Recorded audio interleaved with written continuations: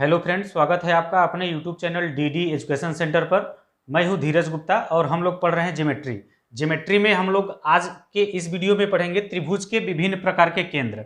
इसमें देखिए केंद्रक या गुरुत्व केंद्र के बारे में पढ़ेंगे, लंब केंद्र के बारे में पढ़ेंगे, परिकेंद्र और अंतः केंद्र के बारे में हम लोग इस वीडियो में पढ़ेंगे। सबसे पहले हम लोग पढ़ते हैं केंद्रक या गुरुत्व केंद्र। तो देखिए केंद्रक या गुरुत्व केंद्र का परिभाषा होता है माध्यिकाओं का कटान बिंदु केंद्रक या गुरुत्व केंद्र कहलाता है। माध्यिकाओं का कटान बिंदु, तो देखिए माध्यिका खींचने हमने आपको इसके पहले वाले वीडियो में बताया था। तो देखिए सबसे पहले क्या करिए, इन त्रिभुज की सभी भुजाओं का मध्य बिंदु पहले निकालिए। तो भुजा बीसी का मध्य बिंदु मान लीजिए आपका इधर कहीं है, ये आपका इसका मध्य बिंदु है और इसका नाम रख देते हैं डी। और फिर भुजा एसी का मध्य बिंदु मान लीजिए आपका इधर कहीं है, इसका नाम रख देते हैं ई। और भुजा ए बी का मध्य बिंदु मान लीजिए आपका इधर कहीं है और इसका नाम रख देते हैं एफ। तो यहाँ पर देखिए हमने त्रिभुज के तीनों भुजाओं का मध्य बिंदु निकाल लिया। तो माध्यिका क्या होता है, किसी भी त्रिभुज के मध्य बिंदु को सामने वाले शीर्ष से मिलाने पर जो रेखा बनती है उसको माध्यिका कहते हैं। तो आपका देखिए भुजा बीसी का मध्य बिंदु डी है, डी को शीर्ष से मिलाएंगे तो ये आपका कहलाएगा माध्यिका।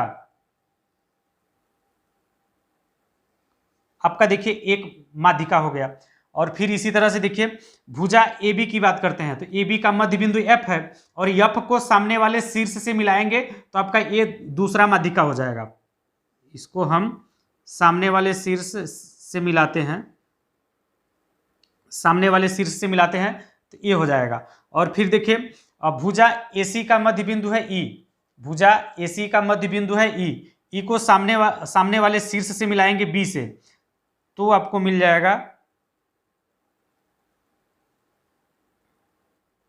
और फिर देखिए आपका इसको मिला दीजिए यहाँ से। किसी भी त्रिभुज में तीन माध्यिकाएं होती हैं और माध्यिकाओं का कटान बिंदु ही केंद्रक या गुरुत्व केंद्र कहलाता है।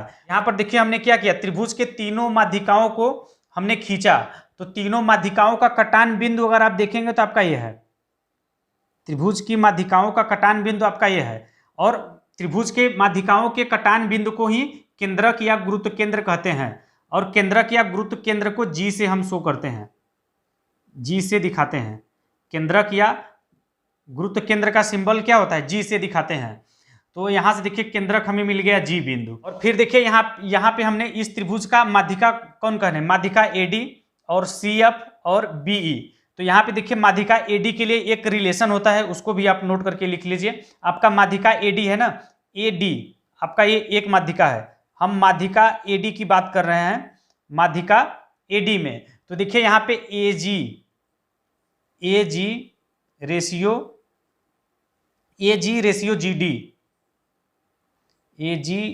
जी डी बराबर अनुपात होगा 2:1 का।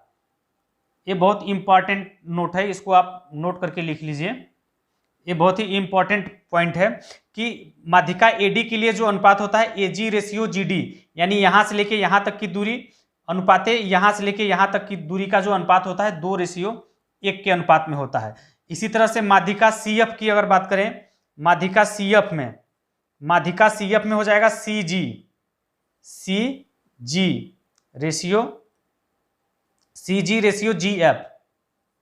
GF, इसका भी अनुपात 2:1 होगा, इसका भी अनुपात आपका 2:1 होगा।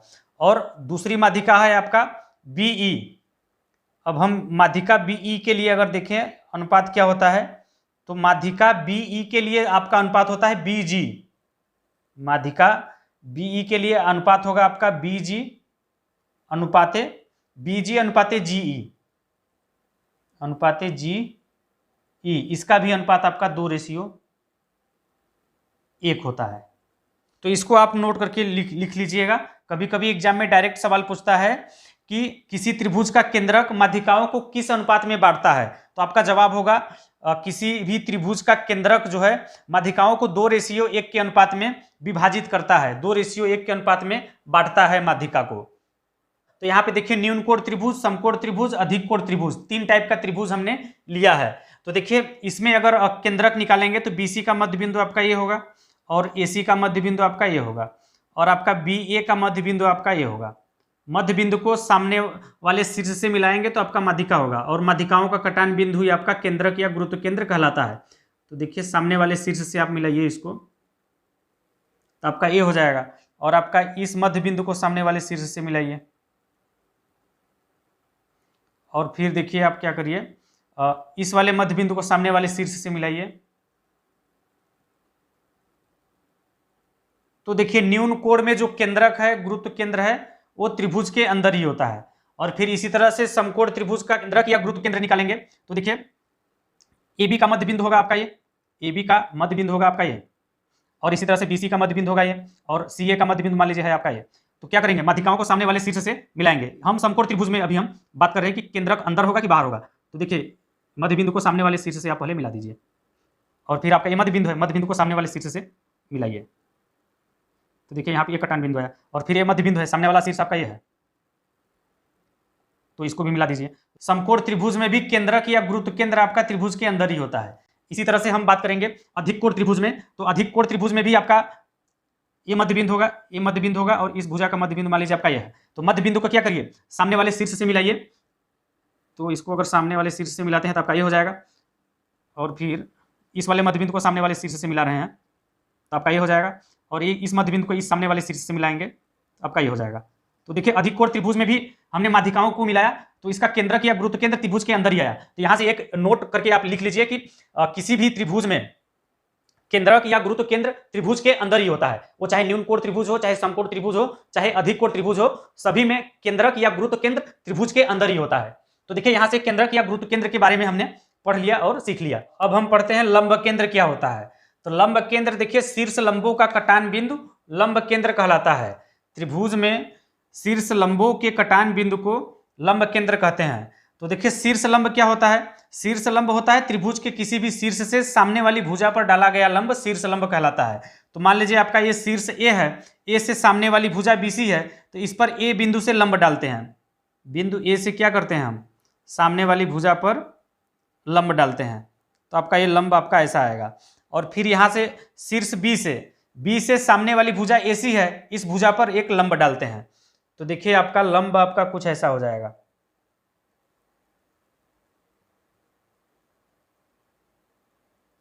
ये हमने क्या किया, शीर्ष बी से सामने वाली भुजा पर लंब डाला तो आपका ये आया। और फिर इसके बाद शीर्ष सी से सामने वाली भुजा पर लंब डालते हैं, शीर्ष सी से सामने वाली भुजा पर एक लंब डालते हैं।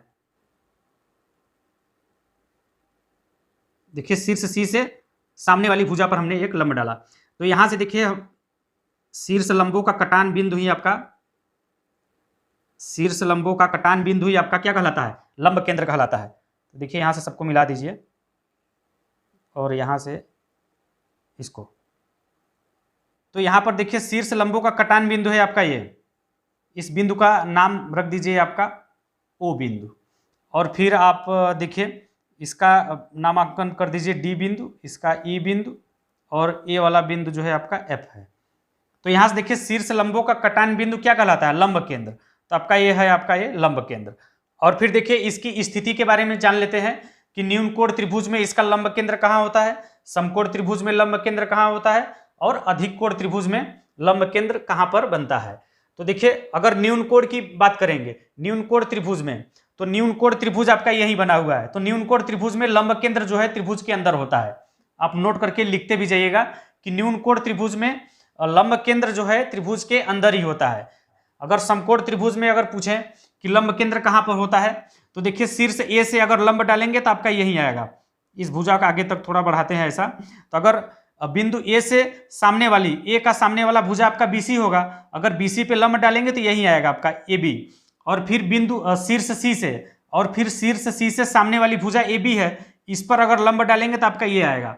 और फिर आपका ये शीर्ष बी है, शीर्ष बी से अगर एक लंब डालेंगे, सामने वाली भुजा ए सी है, तो इसको देखिए इस पर एक लंब डालते हैं तो आपका ये कुछ ऐसा लंब आएगा। एक ये आपका हमने शीर्ष बी से सामने वाली भुजा ए सी पर लंब डाला तो ये आएगा। तो देखिए आपका एक लंब ए हो जाएगा, शीर्ष ए से लंब डालेंगे तो आपका ए होगा, और शीर्ष सी से अगर सामने वाली भुजा पर लंब डालेंगे, लंब डालने का मतलब 90 अंश का कोण बनाएंगे सामने वाली भुजा पर, तो आपका देखिए इन तीनों शीर्ष लंबों का कटान बिंदु ये आएगा, इन तीनों शीर्ष लंबों का कटान बिंदु ये आएगा। और शीर्ष लंबों का कटान बिंदु ही आपका कहलाता है लंब केंद्र। तो देखिए यहां से हो जाएगा कि समकोण बनाने वाले शीर्ष पर ही लंब केंद्र होगा। समकोण त्रिभुज में समकोण बनाने वाले शीर्ष पर ही लंब केंद्र होगा। तो यहां से इसका लंब केंद्र क्या होगा, ये बी बिंदु पर होगा, बी बिंदु पर। तो आपका आंसर क्या होगा, तो समकोण त्रिभुज में लंब केंद्र समकोण वाले शीर्ष पर ही होगा। अब बात करते हैं अधिक कोण त्रिभुज की। तो अधिक कोण त्रिभुज में देखिए क्या करेंगे, शीर्ष लंबों का कटान बिंदु आपका लंब केंद्र होता है। तो भुजा बीसी को हम थोड़ा सा आगे बढ़ाएंगे, इसमें भुजा बीसी को आगे की तरफ बढ़ा लेंगे थोड़ा सा। और फिर देखिए शीर्ष ए से सामने वाली भुजा पर लंब डालेंगे, शीर्ष ए से सामने वाली भुजा बीसी पर लंब डालेंगे। तो देखिए आपका लंब डालेंगे तो आपका कुछ ये इस तरह से आएगा लंब, कुछ इस तरीके से आपका आएगा ये लंब। और फिर इसके बाद देखिए क्या करेंगे, शीर्ष बी से सामने वाली भुजा पर एक लंब डालिए, ये हमने लंब डाला। तो देखिए आगे बढ़ाएंगे तो ये कहीं मिलेगा नहीं, तो इसको क्या करेंगे, पीछे की तरफ बढ़ा लेंगे, पीछे की तरफ बढ़ाएंगे तो आपका ये कुछ ऐसा बनेगा चित्र। और फिर इसके बाद देखिए शीर्ष सी से सामने वाली भुजा आपका है ए बी को हम नीचे तक बढ़ा लेते हैं। और फिर देखिए यहां से बिंदु शीर्ष सी से सामने वाली भुजा आपका ए बी है, इस पर एक लंब डालते हैं। शीर्ष सी से सामने वाली भुजा आपका ए बी है, तो ए बी पर देखिए इधर कहीं आएगा नहीं, तो इसके लिए इसको हमने पीछे की तरफ बढ़ाया, पीछे की तरफ इसको थोड़ा सा आगे बढ़ाकर पीछे की तरफ शीर्ष सी से ये भुजा ए बी पर लंब डाला, तो आपका कुछ आपका ऐसा आया। अगर इसको पीछे के साइड बनाएंगे तो ये तीनों शीर्ष लंब आपका ये यहाँ पर कटित करेंगे। तो इसका लंब केंद्र आपका यहाँ पे होगा, लंब केंद्र आपका ये त्रिभुज के बाहर होगा। तो अधिक कोण त्रिभुज में जो लंब केंद्र है त्रिभुज के बाहर बनेगा। आप इसको नोट करके लिख लीजिए कि अधिक कोण में जो लंब केंद्र है वो त्रिभुज के बाहर बनेगा। अब हम पढ़ेंगे परिकेंद्र के बारे में। तो देखिए परिकेंद्र क्या होता है, आपका लंबार्धकों का कटान बिंदु परिकेंद्र कहलाता है। लंबार्धक क्या होता है, देखिए लंबार्धक आपको मैं बता चुका हूं, इसके पहले वाले वीडियो में लंबार्धक के बारे में हम लोगों ने पढ़ चुका है। तो लंबार्धक देखिए क्या होता है, भुजा के मध्य बिंदु पर एक लंब होगा, वही आपका लंबार्धक कहलाएगा। तो देखिए आपका अगर भुजा ए बी पर एक लंबार्धक खींचते हैं तो इसका मध्य बिंदु लगभग इधर आएगा। तो यहाँ पे एक आप क्या करिए, लंबार्धक खींचिए, तो आपका ये लंबार्धक आएगा। और फिर इसके बाद देखिए भुजा बीसी का एक लंबार्धक खींचिए, भुजा बीसी का लगभग मध्य बिंदु आपका इधर आएगा। तो यहाँ पर एक लंबार्धक खींचिए, और फिर इसके बाद इसको थोड़ा आगे बढ़ाइए, इस वाले लंबार्धक को। और फिर इसके बाद भुजा एसी का लंबार्धक खींचिए, एसी का मध्य बिंदु आपका लगभग इधर आएगा, और इस बिंदु पर एक लंबार्धक खींचना है, लंब खींचना है। तो देखिए आपका ये कुछ इस तरीके से भुजा एसी का लंबार्धक आएगा। तो देखिए लंबार्धकों का कटान बिंदु, तो देखिए आपका ये लंबार्धक भुजा ए बी का लंबार्धक L1, भुजा एसी का लंबार्धक L2 और भुजा बीसी का लंबार्धक L3 है। तो देखिए इन तीनों भुजाओं पर हमने लंबार्धक खींचा, इन तीनों भुजाओं का लंबार्धक खींचा, और लंबार्धकों का कटान बिंदु आपका ये, और लंबार्धकों का कटान बिंदु ही आपका कहलाता है परिकेंद्र। आपका ये क्या हो जाएगा, परिकेंद्र हो जाएगा। इसका नाम रख देते हैं वो बिंदु क्या है, इस त्रिभुज का परिकेंद्र है। और परिकेंद्र जो होता है त्रिभुज के शीर्षों से समान दूरी पर स्थित होता है। यानी अगर हम ए शीर्ष से इसको मिलाते हैं और बी शीर्ष से भी इसको मिलाते हैं, ये सभी दूरी जो है समान होता है। और शीर्ष सी से इसके परिकेंद्र को मिलाते हैं तो ये समदूरस्थ होता है। यानी यहाँ से देखिए आपका ओ बी, इसको भी आप नोट करके लिख लीजिए, ओ बी बराबर हो जाएगा ओ सी। ओ बिंदु क्या है, परिकेंद्र है, लंबार्धकों का कटान बिंदु है आपका ओ, ए वाला बिंदु ओ है। तो हो जाएगा ओ बी बराबर ओ सी और बराबर हो जाएगा ओ ए के, ओ ए के। यानी यहां से देखिए परिकेंद्र जो होता है त्रिभुज के शीर्षों से समान दूरी पर स्थित होता है। इसको आप एक इंपॉर्टेंट नोट करके लिख लीजिए कि त्रिभुज का परिकेंद्र जो है त्रिभुज के शीर्षों से समान दूरी पर स्थित होता है। परिकेंद्र को केंद्र मानकर, ये थोड़ा वृत्त सही नहीं, आप समझ लीजिएगा। आपका ये अगर एक कुछ ऐसा वृत्त खींचेंगे तो त्रिभुज के तीनों शीर्षों को छूता हुआ एक वृत्त भी बन जाएगा। तो यहाँ से ओ बी, ओ सी और ओ ए जो है इस वृत्त की त्रिज्या कहलाएंगे। यहाँ पर जो ये वृत्त बनेगा त्रिभुज के तीनों शीर्षों को छूते हुए, उसको बोलेंगे परिवृत्त। यहाँ पर ये क्या बनेगा, ये परिवृत्त आपका एक बनेगा। और परिवृत्त की त्रिज्या आपका जो ये परिकेंद्र से शीर्ष तक की लंबाई जो है इस परिवृत्त की त्रिज्या कहलाएगी। ओ बी बराबर ओ सी बराबर ओ ए क्या है, इस वृत्त की त्रिज्या भी आपका यही होगा, ओ बी, ओ सी और ओ ए। वृत्त की त्रिज्या समान होती है तो ओ बी बराबर ओ सी बराबर ओ ए भी आपका हो जाएगा। इसको भी आप नोट करके लिख लीजिए। तो देखिए इसके स्थिति के बारे में आप जानते हैं कि अगर न्यून कोण रहेगा तो उसका परिकेंद्र कहां पर रहेगा। तो देखिए न्यून कोण क्या होता है, 90 अंश से कम, 0 अंश से ज्यादा।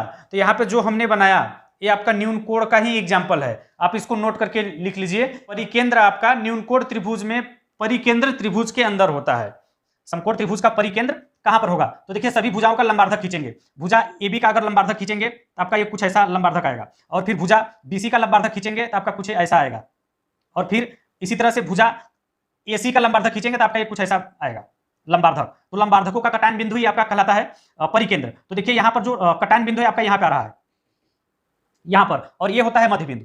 ये जो है समकोण वाली जो समकोण त्रिभुज में जो कर्ण है, कर्ण पर बनेगा, और ये मध्य बिंदु पर परिकेंद्र होता है। तो यहाँ से आप नोट करके लिख लीजिए कि समकोण त्रिभुज में परिकेंद्र जो है कर्ण का मध्य बिंदु होता है। यहाँ से आप नोट करके लिख लीजिए कि समकोण त्रिभुज का परिकेंद्र आपका कर्ण का मध्य बिंदु होता है। ये देखिए आधार है, ये आपका लंब है, और इस वाली भुजा को कहते हैं कर्ण। तो समकोण त्रिभुज में परिकेंद्र कर्ण का मध्य बिंदु होता है, कर्ण का मध्य बिंदु होता है। अगर इसी तरह से हम बात करेंगे अधिक कोण त्रिभुज की, तो परिकेंद्र होता क्या है, लंबार्धकों का कटान बिंदु, लंबार्धकों का कटान बिंदु। तो यहां से देखिए अगर इस भुजा का लंबार्धक करेंगे तो आपका ये ऐसा कुछ लंबार्धक आएगा, इसको आगे तक बढ़ाते हैं ऐसा, तो आपका ये कुछ ऐसा लंबार्धक बनेगा। और फिर भुजा AB का लंबार्धक खींचते हैं, भुजा AB का लंबार्धक खींचते हैं, आपका कुछ ऐसा बनता हुआ दिखेगा। और फिर इसी तरह से भुजा AC का लंबार्धक खींचते हैं, भुजा AC का लंबार्धक खींचेंगे तो आपका देखिए ये कुछ ऐसा बनता हुआ आपको प्रतीत होगा।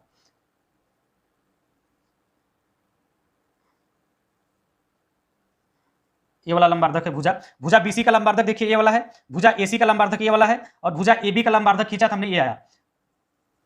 तो यहां से देखिए परिकेंद्र यहां से त्रिभुज के बाहर बनेगा। तो यहां से अधिक कोण त्रिभुज में आपका जो परिकेंद्र है त्रिभुज के बाहर बनता है, त्रिभुज के बाहर बनता है। तो इसको आप तीनों पॉइंट को ध्यान से आप नोट करके लिख लीजिएगा कि न्यून कोण त्रिभुज में परिकेंद्र त्रिभुज के अंदर होता है, समकोण त्रिभुज में परिकेंद्र कर्ण का मध्य बिंदु होता है, और अधिक कोण त्रिभुज में परिकेंद्र जो है त्रिभुज के बाहर होता है। अब देखिए पढ़ते हैं अंतःकेंद्र क्या होता है। तो देखिए अंतःकेंद्र आपका कोण अर्धकों का कटान बिंदु अंतःकेंद्र कहलाता है। कटान बिंदु या प्रतिच्छेद बिंदु दोनों का मतलब एक ही होता है। कोण अर्धकों का प्रतिच्छेद बिंदु आपका अंतःकेंद्र कहलाता है। देखिए कोण अर्धक का परिभाषा हमने आपको पिछले वीडियो में बताया भी था कि त्रिभुज के किसी भी कोण को दो बराबर भागों में बांटने वाली रेखा को कोण अर्धक कहते हैं। त्रिभुज के किसी भी कोण को दो बराबर भागों में बांटने वाली रेखा को कोण अर्धक कहते हैं। तो बी बिंदु पर एक देखिए कोण अर्धक खींचते हैं।